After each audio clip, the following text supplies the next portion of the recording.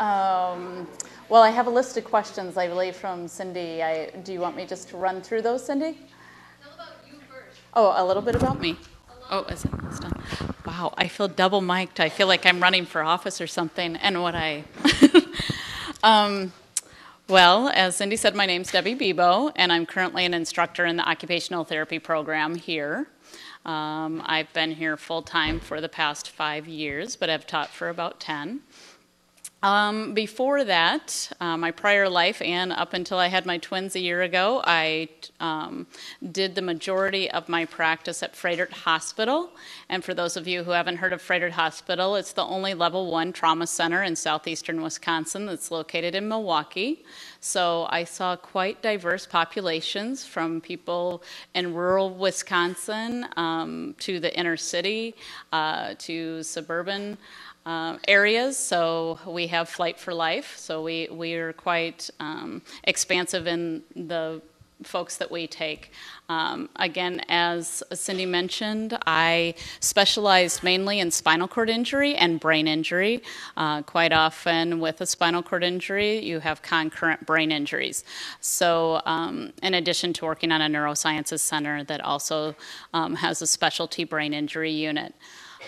We also, when you think of spinal cord injury, most people think of traumatic spinal cord injuries, but I also work with a lot of people that have a spinal cord injury type of presentation from some type of demyelinating disorder, such as multiple sclerosis, ALS, Guillain-Barré, all different types of diagnoses that would mimic a spinal cord injury. I've even seen people who are quadruple amputees, meaning that they have lost all 4 limbs. Amazingly, the 2 people that I've seen that did have all 4 limbs removed, it was just from a staph infection, and both people woke up with their hands and feet black. So they had needed to have all 4 limbs removed. The doctors decided that people with that much of a change in their function belonged best on the spinal cord unit, where we were used to working with people with a limited amount of function. So I've seen quite a variety of folks. As an occupational therapist, the job is phenomenal. It was never boring. I should tell you my age range, usually anywhere from, we mainly take from 10 years old. We've had kids that have been hit by soccer goals or been in hockey injury accidents or football playing accidents that have spinal cord injuries or brain injuries. Up into, I've seen over 100-year-old people. But I'd say the majority of folks I see are between the ages of 15 and 35. The majority of spinal cord injuries and brain injuries, you all probably do not want to hear this, but is between the ages of 15 and 30 is the most common age for spinal cord and brain injuries. It's also the age group where you see some of the demyelinating disorders really peak, such as multiple sclerosis and Guillain-Barré syndrome. So that is a little bit about me. I see Colleen is walking in here. Okay.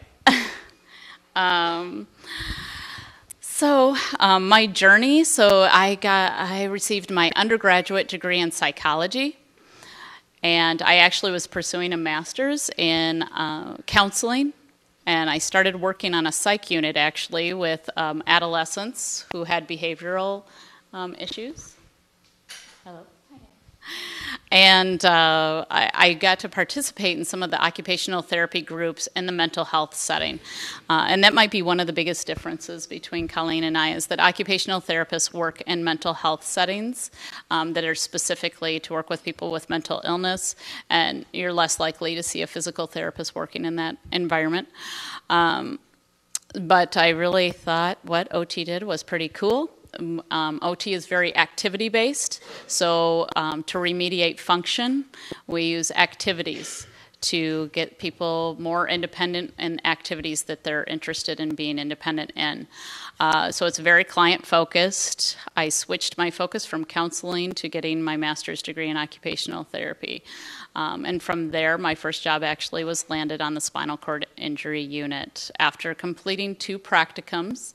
So you know, with the schooling, the minimum requirement is that you get a master's degree now. So you can get an undergraduate in anything as long as you get all your prereqs in. So kinesiology definitely is a good fit with occupational therapy because we do a lot with the study of movement patterns with humans. And so you can get your undergraduate, and then you have to get your master's in an OT program, and then you do 2 field works, we call them, or internships, 2 12-week. And I personally did one at Rush Presbyterian in Chicago, which was a hospital setting, and then I did one in a long-term care setting.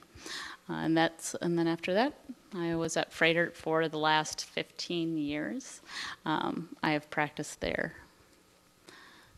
Any questions about my background or what the requirements are? Oh, and then you also take a boards exam. You need to pass a boards exam to become certified or be able to treat patients as a registered occupational therapist.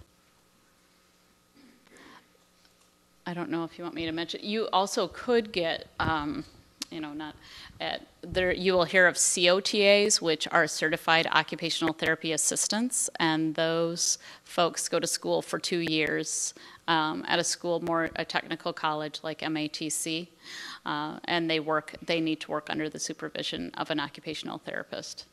It's 2 years. So that's me. Should I pass over to Colleen now? Colleen? Maybe you want to answer the questions, then you're going to have to switch the mic. Oh, okay. So I see on here, after about me, how does my work connect with kinesiology? Well, I think both OTs and PTs are masters of activity analysis. So looking at different activities that a client needs to perform and seeing the movement patterns that are required to do that, and then remediating or compensating for that functional, that movement. This is timely, as today OTs also specialize a lot of times in upper extremity rehab. So understanding the kinematics of movement is essential to treating someone who then has disruption of that movement. So if you're looking at different hand type of disorders, you need to understand how the normal movement patterns are to understand how to treat a disorder that disrupts the correct patterns of movement. What are the personal characteristics, values, and skills that you should possess to become successful in this field? You have to really like people. I would have to say that's number one. Because as wonderful as people are, people can be challenging with different personalities, or if someone's hurting, they tend to be more challenging. If you think of how you are when you're grumpy or not feeling well, you'll be seeing people when they're in that state. So you have to really be a people person and like working with people. You have to be adaptable and flexible to different personalities. You have to be creative. So in addition to liking anatomy and physiology and understanding that and like learning, because even after you become certified as an OT or a PT, you have to take continuing education courses to maintain your license. So you have to like to learn and stay up to date on things and be flexible and adaptable, a nurturing kind of people person. I think I talked about how I ended up in this field. I talked about the professional requirements.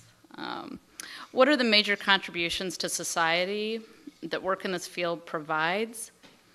I think both occupational and physical therapy, I'll let you talk to, but from birth to death, we contribute to society and engaging people and giving them a more quality of life is a big focus of occupational therapy. So you'll see OTs and PTs work with people that are terminal or are on a palliative care type of setting and to increase quality of life. You'll see OTs and PTs working with children at birth in the neonatal intensive care unit. working on sensory issues that may be. So there's throughout the continuum of life, I don't even know how to best answer this question because I feel like therapists contribute to society by bettering quality of life for individuals all throughout the lifespan. What's going on in this field that's of interest to me? I would have to say the use of some of the sophisticated technologies that are now available is pretty exciting to me. The use of functional electrical stimulation. I don't know if you've seen in the news or a couple of our students are working on a research project now where they are providing stimulation to people actually post-stroke and trying to get grasp movement in one hand, and then their brains are set up with an EEG, so they're reading brain waves on the computer, and essentially the thought is, could we get to the point where the person just thinks about moving and it helps them move their hand without needing the electrical stimulation? So it's kind of cool stuff. To see the difference too that you can see with someone pre and post using functional electrical stimulation. So I would have to say that that's probably what's latest and greatest that's of interest to me. And could you maybe address what made you choose OT over PT, and maybe some of the differences you see, and how you address that question? That's the hardest question ever. But for me personally, because I found occupational therapy through mental health, it wasn't really a choice for me because PT really did not work in that type of setting. So then that's how I stumbled upon occupational therapy. There is huge amount of overlap with occupational and therapy and physical therapy in many settings. I definitely, once then I started working in the field, I could have definitely seen myself working as a physical therapist as well, just because so many of the essential characteristics and qualities that you need to have are the same. And a lot of the learning is the same. In fact, we have some co-taught experiences for our students in the OT and PT classes, and we will also have vendors come in and talk to both OTs and PTs because there's so much overlap. I would have to say you'd have to look at the practice setting to try to delineate the difference between OT and PT. For example, as I mentioned, OTs can become upper extremity specialists, and they receive a certification after 5 years of practice and taking an exam of being a certified hand therapist. It's called a CHT. A physical therapist can do the exact same thing. So essentially, they both become certified hand therapists, so there's a lot of overlap in hand therapy. And I think you would be challenged to see the difference. In a rehab setting, I would say that occupational therapists probably work more on functional activities of daily living, we call them. So you're being able to feed yourself, dress yourself, bathe yourself, perform bathroom transfers, car transfers, being able to drive a car, all those very functional tasks. Physical therapists are the masters and commanders of gait, so ambulation and strengthening so that people can function that way and transfer. We overlap with balance then in some of the component strategies that are required to be able to do functional activities. So we both may work on standing balance, we both may work on sitting balance so that the person is able to transfer or walk. My idea might be that the person needs to be able to walk around their kitchen to be able to cook. And then the PT may be interested in that the person can increase their endurance with walking long distance so that they can get back home and in their community. So I don't know how clear that is. There's just a lot of different scenarios, though. And in pediatrics, both OTs and PTs work in pediatrics. And I think that, again, the goals tend to be very similar with OT and PT and pediatrics. I think more OTs work in the school settings with the school-based practice in pediatrics than physical therapists do. In fact, OTs, just the latest survey, OTs, the majority of OTs either work in adult rehab in the hospital, a hospital type of setting, or they work in school-based practice with pediatrics. And I'm not sure, PT is probably a little bit more in ortho, outpatient. Is that your number one? Probably. Area of practice, so. Should I switch it over? Any questions for Debbie while she's got the mic?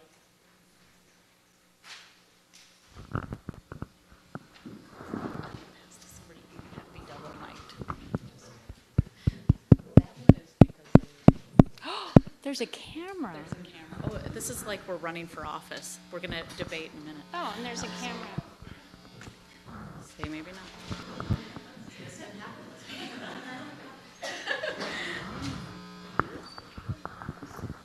This isn't a metal detector, is it? Oh, thanks. There we go. Hello. I'm not sure, so that's, That one you won't hear. Yeah. this is the one you hear through. All right, then can you guys hear me in the back? All right. My voice does not carry well, so mine does. This is a good tool for me. If you need me to speak louder, please just raise your hand and I'll take the hint. I apologize for being late. I got held up in the clinic, so it happens not often, but here I am anyway. Can I use your cheat sheet? Thanks. So the first thing you'd like me to start out with is just a little background. Right. You can talk about what education and what career path. Oh dear. How much time do we have? Half an hour. Oh, great. So we'll save some time for questions, though. All right. So my name's Colleen, and as you all already know, I am a physical therapist. I work for the University of Wisconsin, and my current role is I have a couple of different hats that I wear. I teach in the PT school, one course a semester, and then the rest of my time is spent in the clinic. I am currently at the Student Health Center right now, so I'm there during the academic year, treating about 20 hours a week, and then in the summer I'm with UW Health System at Research Park, and I treat outpatient spine there. So a couple of different clinical entities, and then an academic entity is my current role here. So I've been a physical therapist for, that's all right. I don't think it likes me. It's buzzing. For 20 plus years. And, you know, having done it for a period of time, there's certainly been a fair amount of changes in the profession. When I first started educationally, the academic setting at that time was a baccalaureate degree, and so it was 4 to 5 years for a baccalaureate. I was in the 5-year program at my particular institution.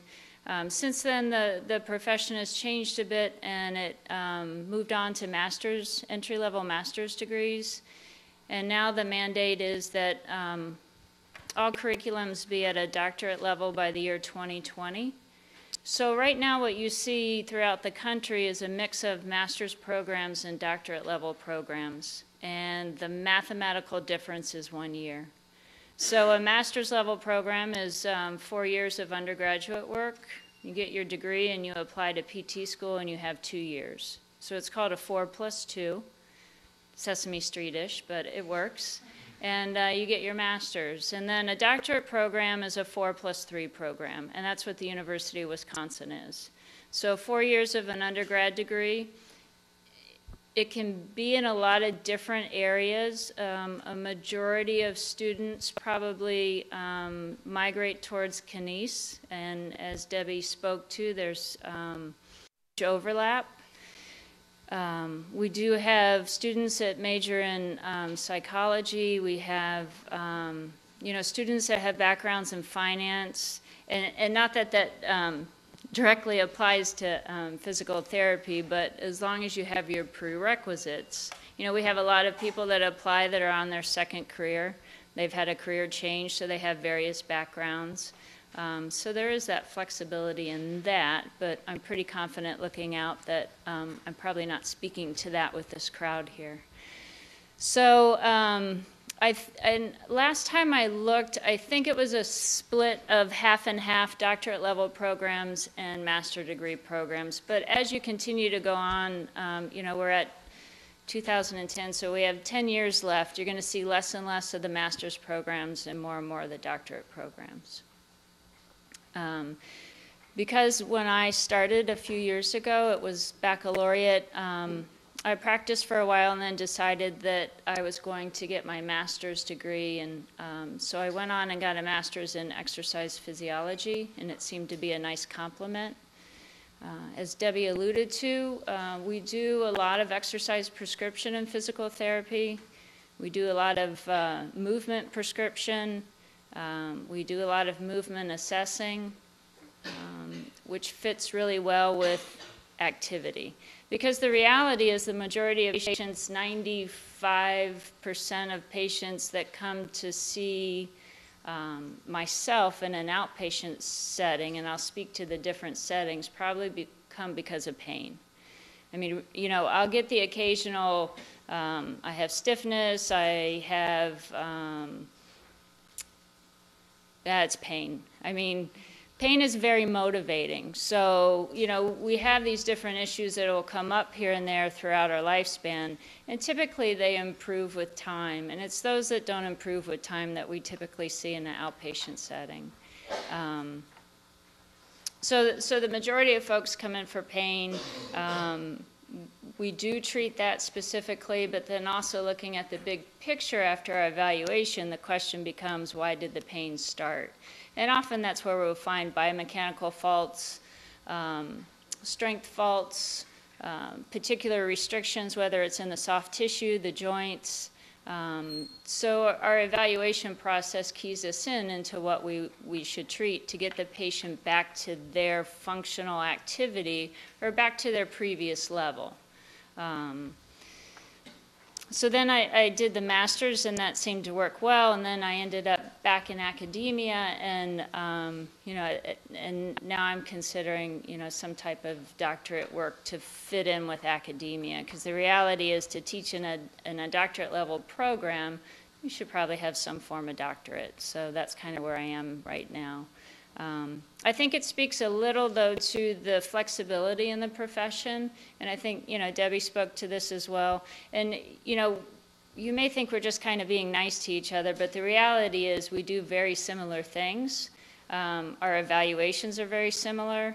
Our techniques can be very similar. You'll find us working in the same facilities, or you'll find us working in different facilities doing similar things. A lot of it comes down to the specific facility. Some of it comes down to geography.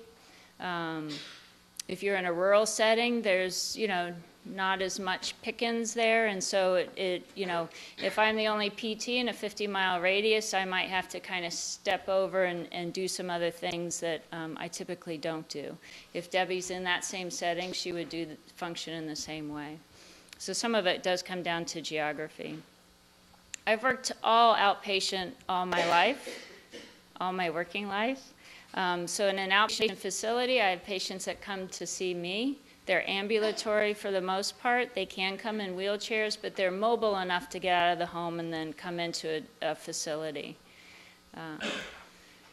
A majority of therapists are employed in a hospital setting, and that can be in an inpatient setting or an outpatient hospital-based clinic. So that's kind of a majority of where we hang out. Inpatient setting, as Debbie spoke to, speaks to rehab, working with folks post-stroke, post-spinal cord injury, neurological insults, neurological disease processes, you know, something that requires a pretty intense inpatient stay, whether it's just a recent trauma, a recent accident, or they're medically unstable. So you'll find us in an inpatient setting, in an outpatient setting, hospital-based, private practice-based. freestanding clinics that could just be on the corner in your strip mall. Those are typical outpatient settings and probably the majority of where we're employed. Other employment avenues, school-based, as Debbie spoke to, so I can be in the secondary school system, the public school system, providing therapy, and often working with occupational therapists and speech therapists perhaps as well. So school-based system, academia, as I've just discussed. I can be in an industrial setting and work with acute injuries in that setting, work on ergonomics. You know, if there's an industrial setting and there seems to be a particular area that people are getting injured, they could bring in a physical therapist to look ergonomically and see if there's some problem solving that can be done in that situation. You can find us in not only academia at the collegiate level, but athletics as well. So sports medicine, professional sports, whether it's the NBA, the NFL, hockey, you can find us there. Everywhere. We're everywhere. Wherever you turn around, you'll see us. So there's definitely variety in the employment situation of where you can work. I can, and I apologize, I don't know if Debbie spoke to it, but there's also niches that you can get into physical therapy. You could work with wounds, doing primarily wound care. You could work on a burn unit, which kind of overlaps with wound care. You can work in women's health, where we actually treat pelvic floor issues as physical therapists. Niche stuff. Vestibular, which Debbie spoke to, so I could just, do vestibular rehab all day for people that have issues with dizziness, vertigo, those type of things. So that's kind of where you can find us. I think I've kind of spoke to the relationship between physical therapy and kinesiology. You have to have an understanding of movement in order to evaluate abnormal movement.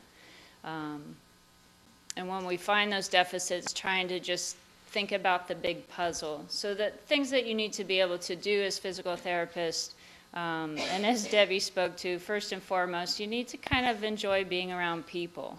And grumpy people, because again, and not that they're all grumpy, but 95% of the time they're coming in because of pain. And as you've personally experienced, it's just it's not any fun to have that, and then to have that for a long period of time. Different personalities, and that's probably, my focus as far as getting into it. You have to have good problem-solving skills. Basically, with each person that comes in, you're a detective. And you're really trying to understand mechanically, physiology, anatomically why they're in to see you. You have to have, the ability to critically think, to be able to switch gears pretty quickly. To be able to problem solve enough so that when situations come up and things aren't going as you anticipated, you're flexible enough to make those changes. The other thing that I didn't realize when I got into physical therapy is you have to have a tolerance for paperwork. And I do mean a tolerance. I don't think I would call it a love of paperwork, because I don't think I've met a clinician that loves paperwork. But there is a fair amount of documentation that goes on in the rehab world, whether it's OT, PT, speech. So documentation plays a big part in what we do and takes up a big chunk of our day. The other thing is just effective communication skills, whether you're talking with your patients, your colleagues, your referral sources, so that could be physicians, dentists. So folks that can refer to us, physicians are our primary resource. Chiropractors can refer to us, dentists can refer to us, nurse practitioners can refer to us, and PAs can refer to us. So typically, patients have a referral from these caregivers and then come into physical therapy, and that's typically how they enter our services.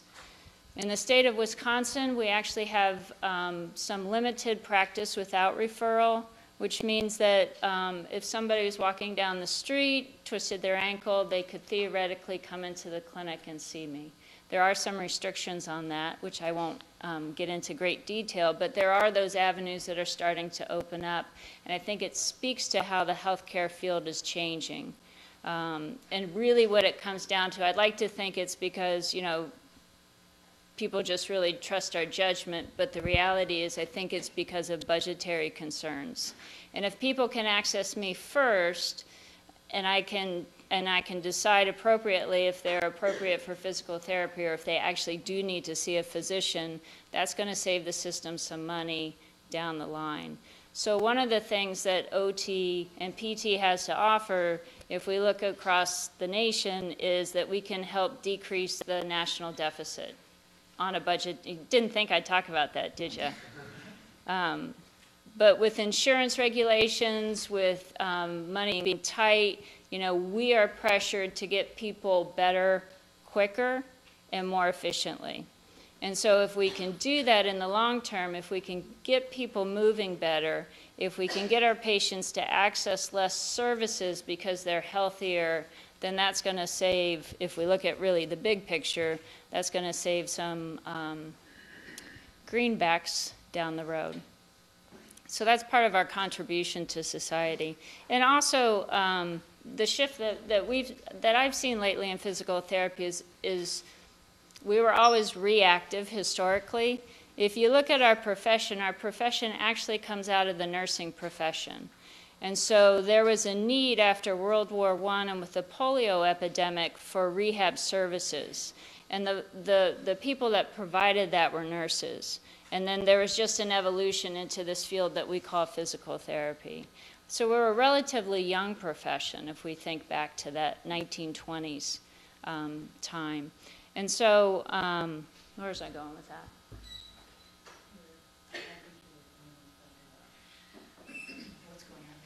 Oh, what's going on?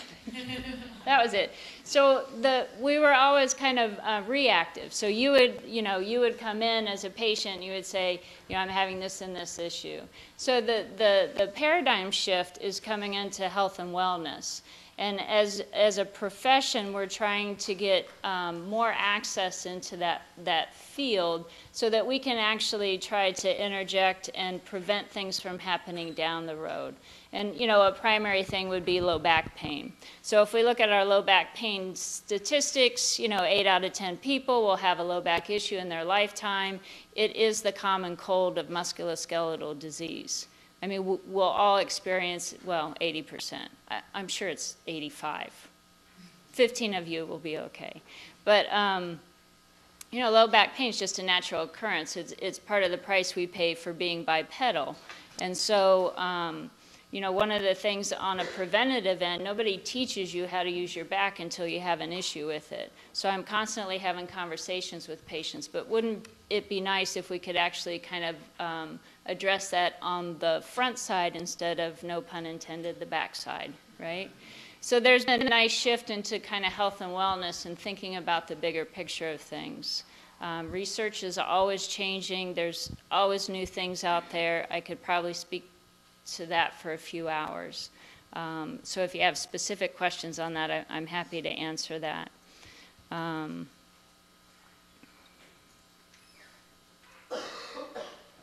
I think I've covered,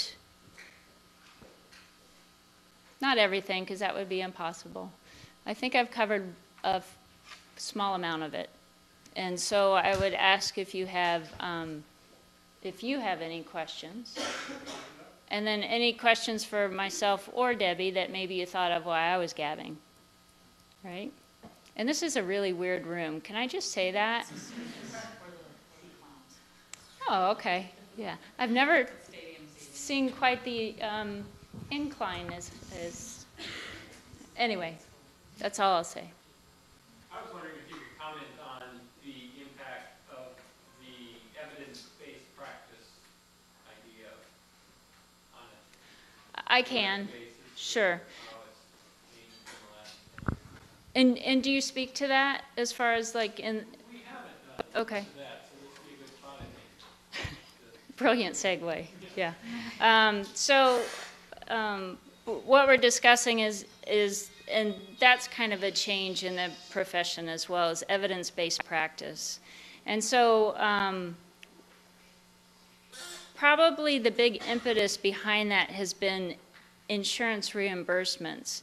And what we started to run into about 10 or 15 years ago is we would start to get denial for our services because there was no evidence to support what we did. And so we had to take a step back and say, you know, they kind of have a good point there. We did have research out there, but not to a lot of the things or interventions that we did.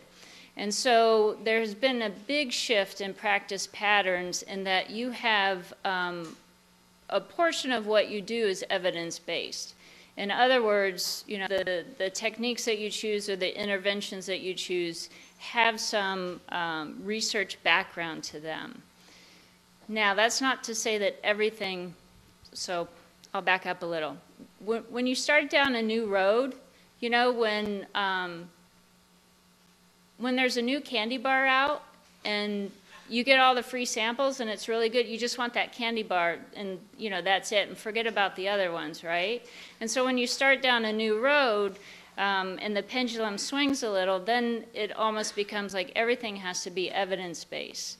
And so there's an interesting dialogue in the community, and I'm sure it's in both places. The reality is there's an art and a science to what we do. And we certainly have the science background as far as all our ology courses, physiology, kinesiology, physics, chemistry, those aren't ology, sociology, but you kind of get the idea.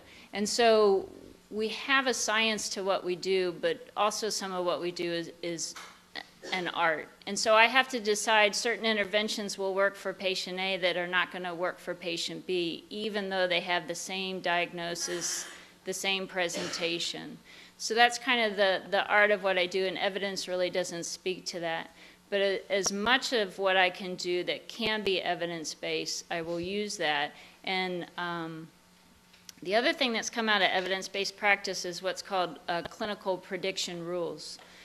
So part of the research that was difficult is if you take an idea like back pain and apply an ultrasound to it, the reality is, and that's all you do because that's all you should really study in a research design to prove the effectiveness of it. That's not really how we practice in the clinic. So the research and the clinical practice weren't really matching up, so it became problematic. And so then the research kind of shifted into these clinical prediction rules, which took a load of information, summarized it, and came up with an idea: if you present with A, B, and C, and you have all three of those, then this particular intervention would probably work well for you.